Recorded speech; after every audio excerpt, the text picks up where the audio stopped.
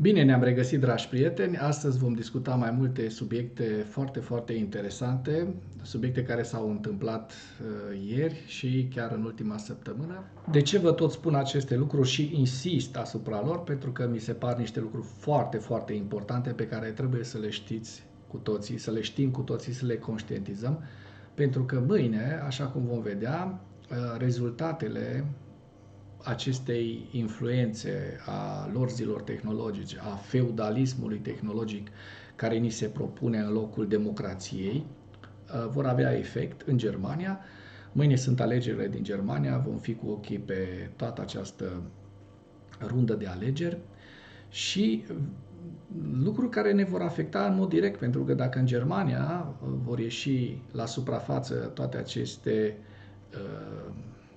cum să zic, mișcări de extrema dreaptă și vor avea acces la guvernare, pentru România nu va fi un lucru foarte ok, va fi chiar un lucru groaznic pentru România și sperăm că nu o să se întâmple, pentru că ne afectează în mod negativ pe toți.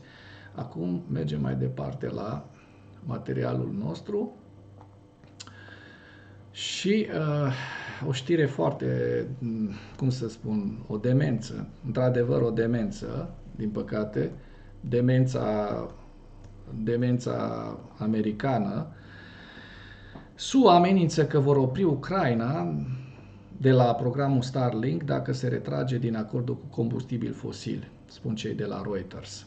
Ar fi un lucru, nu știu, o lovitură pe la spate dată acestor soldați bravi, acestui popor brav care se luptă de unul singur, de imediat 3 ani, luni se împlinesc 3 ani, cu armata unui stat terorist, unui criminal de război, cu armata lui Putin.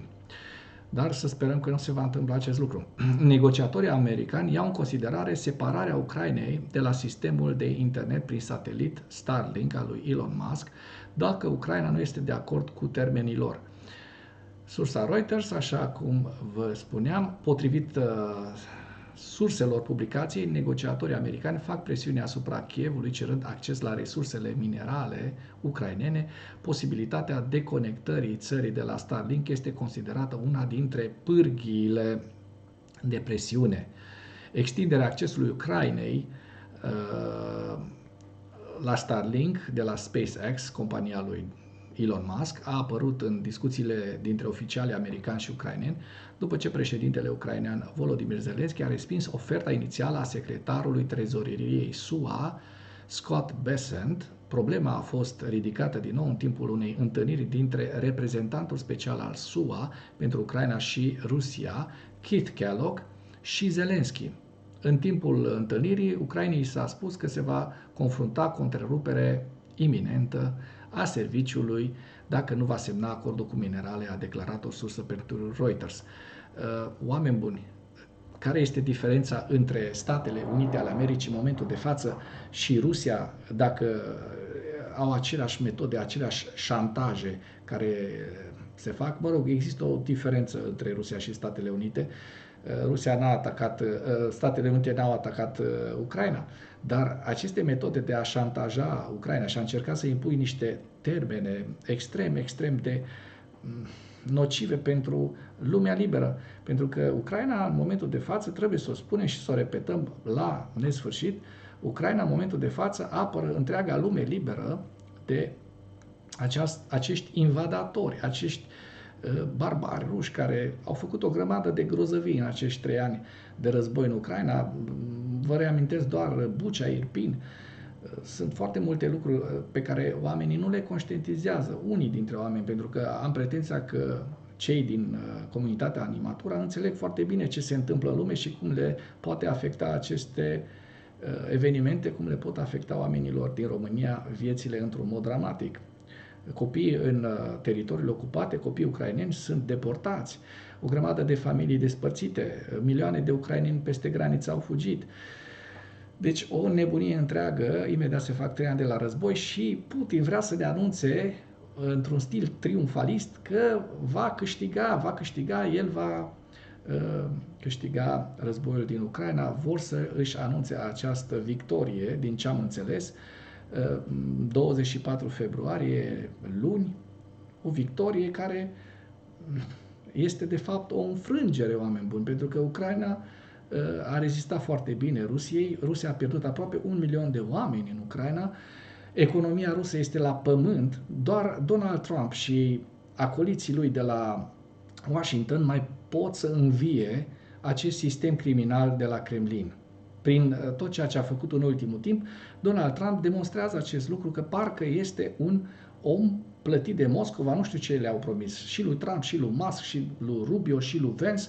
Le-au promis miliarde, zeci de miliarde, le-au promis exploatații de gaze și de petrol. Habar n-am ce le-au promis, dar vedem foarte bine ce joc murdar face Statele Unite ale Americii în ultimul timp. Mergem mai departe la următoarea știre. Așa. Bun. Haideți să mergem pe mai mic, să vedem și noi mai bine ce se întâmplă aici. Da. Vedem următoarea știre destul de importantă. Deep State, ne spune cei de la Deep State, think tank-ul de la Deep State, spune că rușii au pierdut peste 20.000 de soldați în Belgorovka, Chasov Yar și Toretsk. Acestea sunt niște cifre infernale pe care nimeni nu le poate suporta, nici măcar Rusia. În noaptea de 22 februarie, adică azi noapte, proiectul analitic Deep State a publicat date despre pierderile ruse din Belogorovka, sper că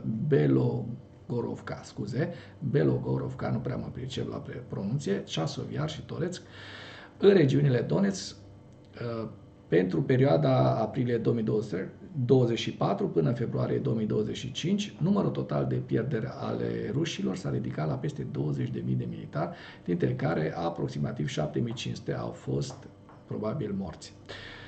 Așa, potrivit analiștilor, rușii au pierdut 12.498 de militari în Toretsk, dintre care 4.003 uciși, 8.451 răniți, 44 de prizonieri. În Belogorovka, pierderile ocupanților au ajuns la 3.310 soldați, așa cum se vede mai departe în Chasov Yar. Aici ne sunt prezentate pierderile pe care le-au avut rușii. Și dacă tot vorbim despre pierderi,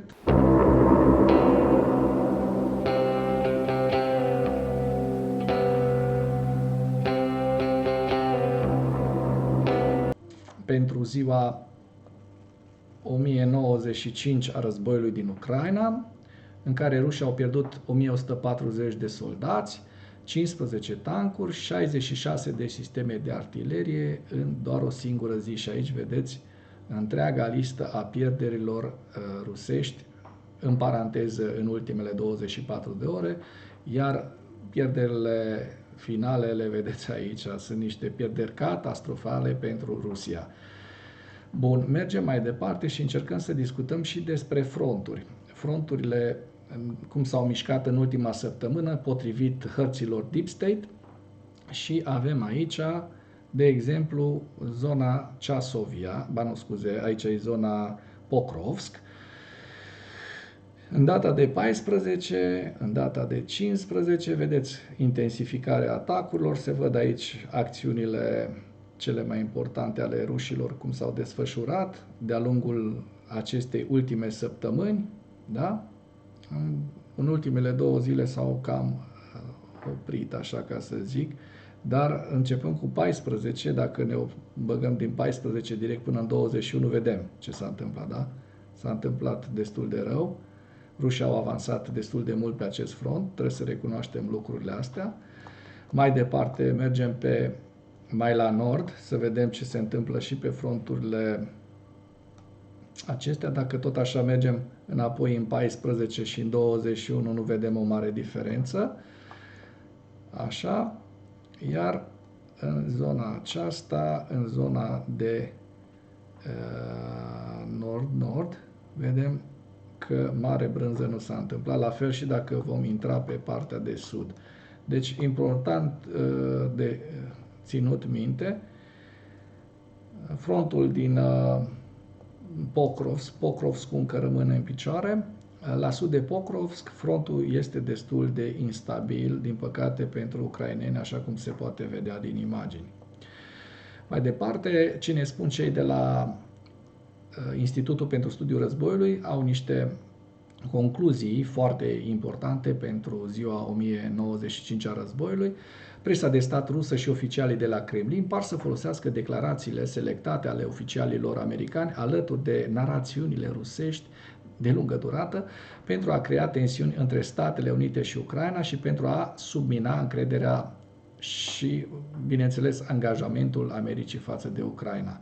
Și anume, Direcția Principală de Informații Militare GUR a Ucrainei a raportat pe 21 februarie că Kremlinul a ordonat personalităților mass media de stat ruse și altor voci proeminente din spațiul informațional rusesc să intensifice narațiunile care vizează crearea discordiei în societatea ucraineană și discreditarea Ucrainei printre aliații occidentali. GUR a declarat că actorii ruși intenționează să amplifice narațiunile care susțin în mod fals că Occidentul a trădat Ucraina, că Statele Unite nu sunt preocupate de opiniile europei și ale Ucrainei, guvernul ucrainean este ilegitim, armata ucraineană pierde în prima linie, iar oamenii corupți ucraineni fură miliarde de dolari din ajutorul Ucrainei. GUR a raportat că Kremlinul se pregătește de asemenea să declare victorie asupra Ucrainei și eventual asupra NATO la cea de-a treia aniversare a invaziei pe scară largă din 24 februarie 2025, lucru pe care vi-l spuneam și eu mai înainte.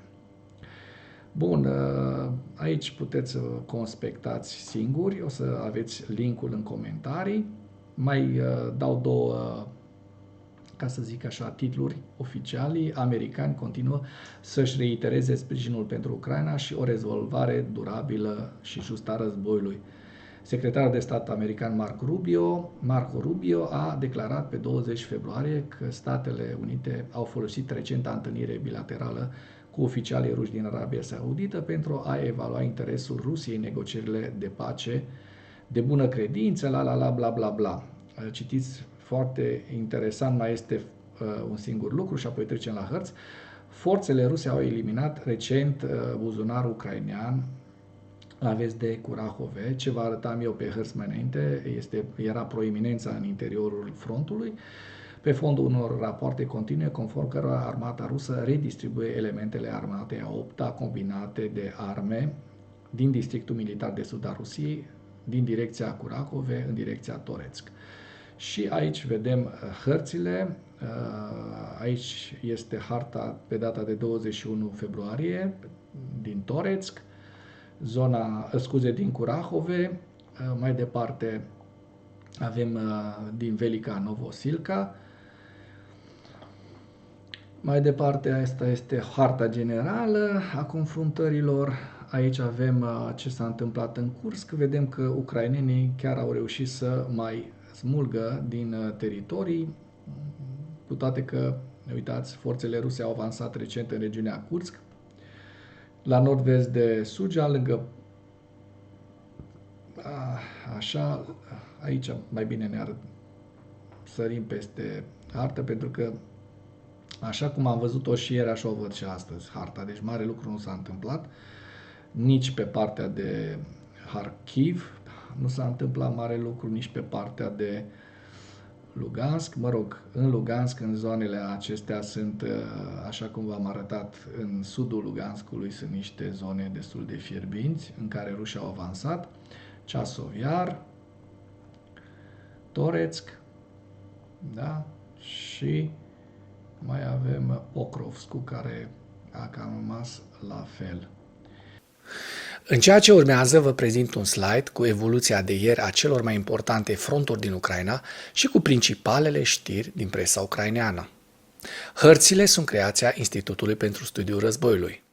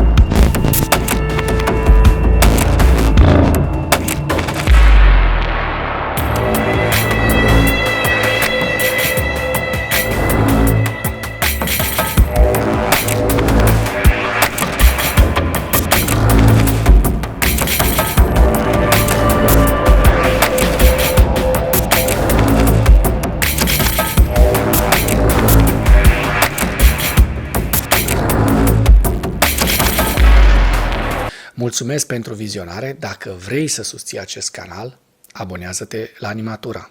Apreciez mult asta.